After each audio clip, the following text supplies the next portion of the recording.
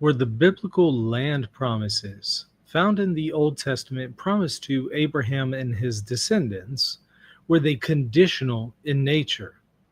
In other words, in order to be recipients of the land promised in the Old Testament, the land of Israel, did the people of Israel have to follow and obey the law of Moses in order to attain and remain within possession of the land? That's what we're looking at next.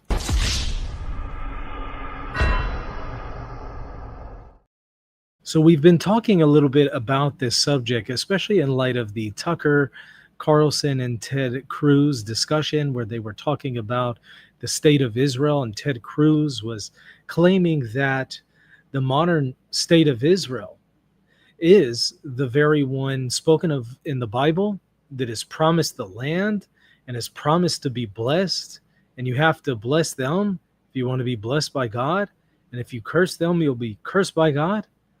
Well, part of his argument that I've previously dismantled in 2 other shows, but part of his argument hinges on the claim that the state of Israel is entitled to that land, the land of Palestine, because the claim is that it was promised to Abraham and his descendants through Isaac and Jacob, and therefore all Jewish people who come from Abraham, Isaac, and Jacob are inheritors of the land of Palestine and are entitled to live there. And so the state of Israel, mostly with a Jewish makeup, is entitled to that land. I showed some problems with his exegesis of Genesis, of Numbers. I showed problems with the promises of the land being actually much larger than just the little state of Israel today. And I showed some consequences and implications of the Zionist and dispensationalist and also Ted Cruz's position. Those are in previous videos. Today, we're just going to hone in on the question, were the promises conditional in nature or were they unconditional? So let me go ahead and share my screen and let's take a look at this passage here from Genesis chapter 13, 14 through 17. Here's what it says, and it's in reference to Abraham. The Lord said to Abram, that's Abraham, after Lot had parted from him, look around from where you are, to the north and south, to the east and west. All the land that you will see I will give to you and your offspring, notice the singular, forever. I will make your offspring like the dust of the earth, so that if anyone could count the dust, then your offspring could be counted. Go walk through the length and breadth of the land, for I am giving it to you. So you can clearly see some land is being promised to Abraham and his offspring. Now, the rest of the Bible shows what are the parameters of the land. Again, it's much larger than the current state of Israel, but people will claim that, well, the Jewish people are entitled to that land because of this promise here in Genesis, because the Jewish people come from Abraham. Now, I and many others have also pointed out, but wait, actually, Abraham has other descendants, including the Ishmaelites, from whom Muslims claim their descent. And so why is it all of a sudden that Jewish people are entitled to it, but not Muslims? Throwing a complication in their argument there, showing that it's just simply very problematic. But more importantly, maybe, or more noteworthy, I should at least say, it goes against how the New Testament has interpreted this passage. In Galatians chapter 3, verse 16, here's what Paul says about that very promise. He says, the promises were spoken to Abraham and to his seed, offspring. Scripture does not say, and to seeds or offsprings, meaning many people, but and to your seed, meaning one person, who is Christ. So how does Paul understand this biblical text here in Genesis 13? How does Paul understand that? According to Galatians 3, Paul understands this promise to be fulfilled in Jesus.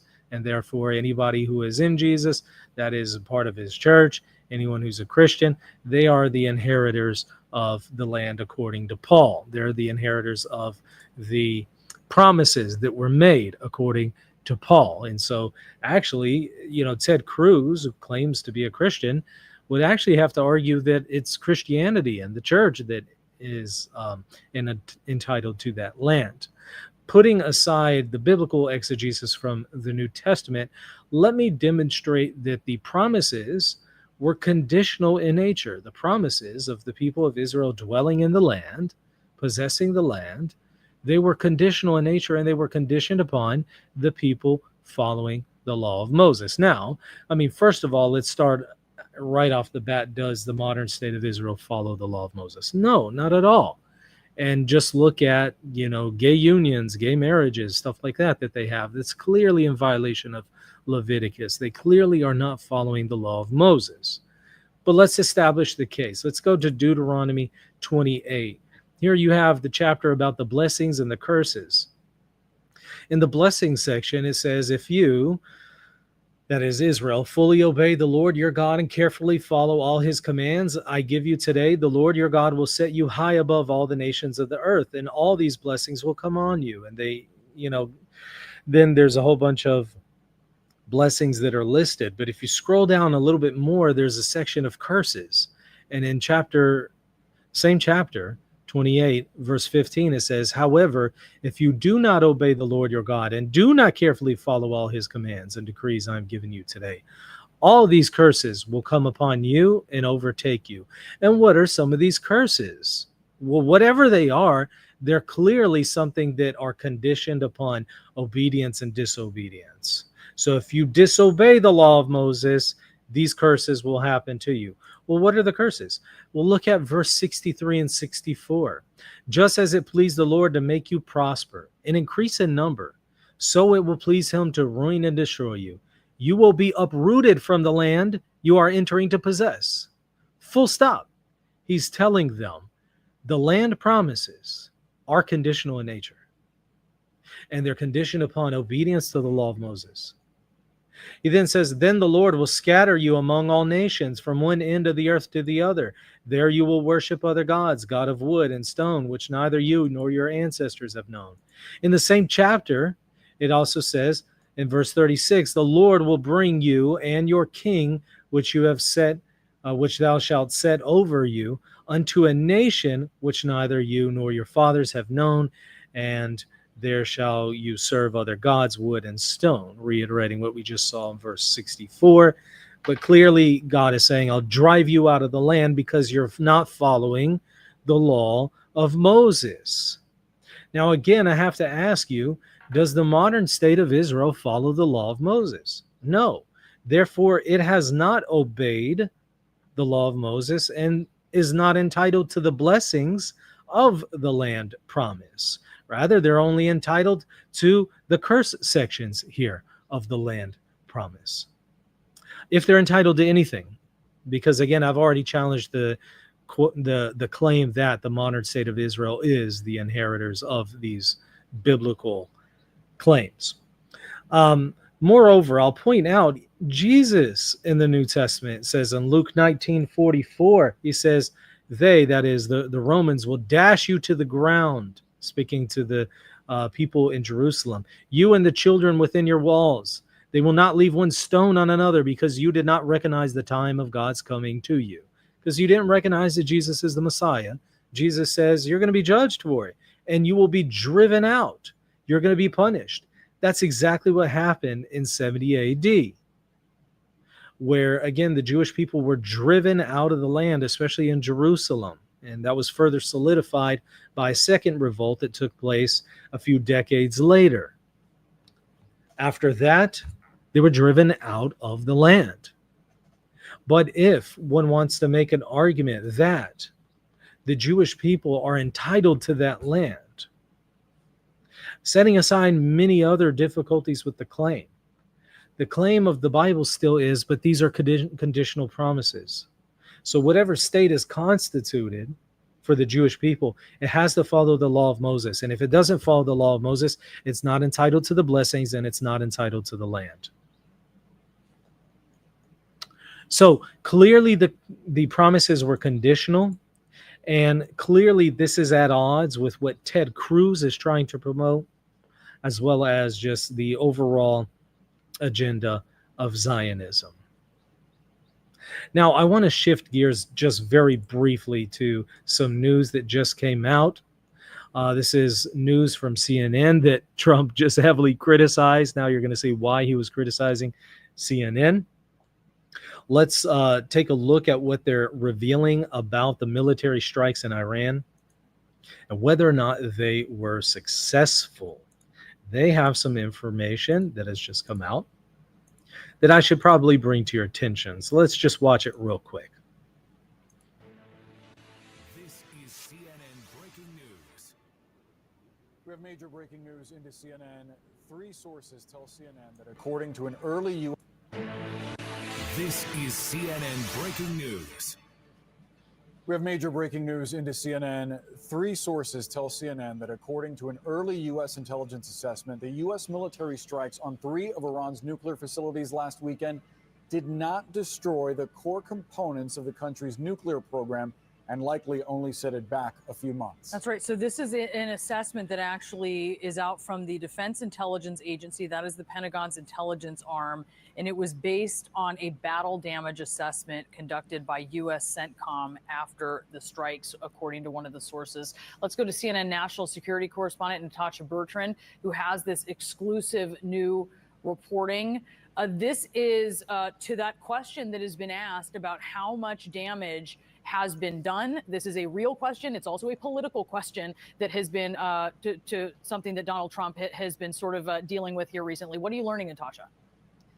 Yeah, look, Brianna, this is the first assessment that we are getting that the U.S. intelligence community has found about the battle damage that resulted from those U.S. military strikes on these 3 Iranian nuclear facilities over the weekend. And as you said, it was produced by the Defense Intelligence Agency, which is the Pentagon's intelligence arm. And it is worth noting that it is a very early assessment. The strikes were only a matter of days ago, and the intelligence community is still gathering intelligence. They are still working to come up with a full, comprehensive picture of what exactly happened here. But based on a battle damage assessment that was carried out by U.S. Central Command, essentially looking at the images and looking at what was actually damaged, the Defense Intelligence Agency has assessed that the core components of Iran's nuclear program are largely intact, and that Iran's nuclear program has essentially only been set back by months. Now, we presented this information to the White House for comment, and White House Press Secretary Carolyn Leavitt, she did acknowledge the existence of this assessment, but she said in a statement that the administration disagrees with it. She said, quote, "This alleged assessment is flat out wrong and was classified as top secret, but was still leaked to CNN by an anonymous low-level loser in the intelligence community. The leaking of this alleged assessment is a clear attempt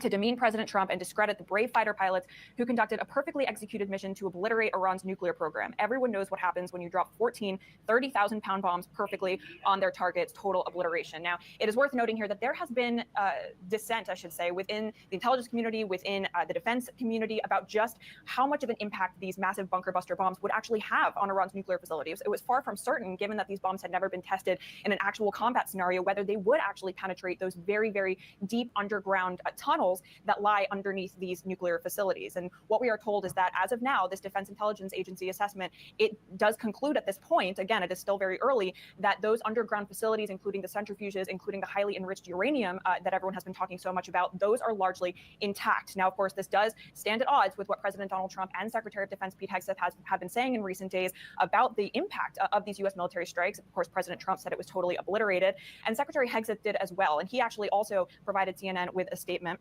And he said that, quote, "Based on everything we have seen, and I've seen it all, our bombing campaign obliterated Iran's ability to create nuclear weapons. Our massive bombs hit exactly the right spot at each target and worked perfectly. The impact of those bombs is buried under a mountain of rubble in Iran. So anyone who says the bombs were not devastating is just trying to undermine the president and the successful mission." Now, our sources did emphasize here that there was severe damage that was done largely to the above ground structures at these nuclear sites.